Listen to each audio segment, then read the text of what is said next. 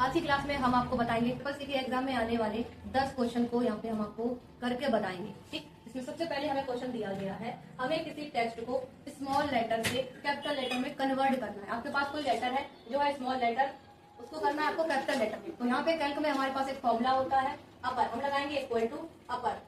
अपर लिखने के बाद आपको टैब की को प्रेस करना है या फिर माउस की डबल की को प्रेस करना है, नीचे फॉर्मूला एक्टिव होता है। फॉर्मूला एक्टिव करवाएंगे, उसके बाद ब्रैकेट ओपन हो जाएगा। अब आपको क्या करना है, जो भी आपके पास सेल में डाटा दिया गया है उस सेल को हम लोग क्या करेंगे, सेलेक्ट करेंगे।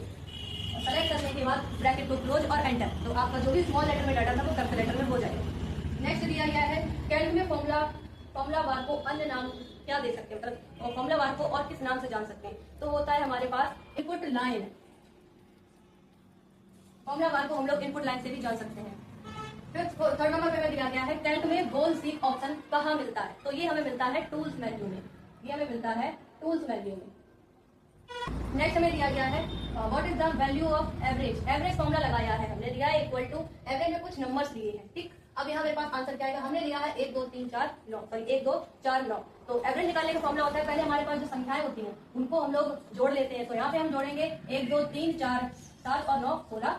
अब कितनी संख्याएं थी वो देखना है, तो 1 2 3 4 4 संख्याएं थी, तो 4 से इसको हम डिवाइड करवाएंगे, मेरे पास आंसर आएगा 4। इसका एवरेज क्या होगा 4। नेक्स्ट दिया गया है कैल्क में डाटा सीरीज को दिखाने के लिए कौन सा चार्ट यूज करते हैं। तो डाटा सीरीज को दिखाने के लिए हम लोग चार्ट यूज करते हैं pie chart, pie chart use करते हैं।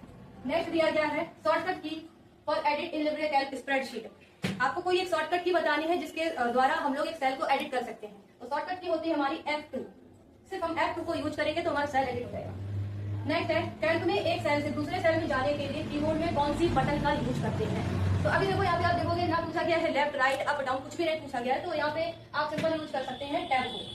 ठीक, टैब की से हम क्या करते हैं, सेल अगर लेफ्ट साइड को है तो हम राइट साइड की तरफ जाएंगे टैब की से, और वहीं पे हमारे पास 4 एरो की दी जाती है जिनसे हम सेल की लेफ्ट राइट अप डाउन जाते हैं। अब नेक्स्ट दिया गया है shortcut key for going at the end cell. हमें जाना है सबसे आखिरी वाले सेल में, तो हम कीबोर्ड से कौन सी की यूज करें। तो हमें करना है टैब प्रेस करना है शिफ्ट की के साथ टैब की को, हम पहुंच जाएंगे कैल्क की आखिरी वाली सेल में।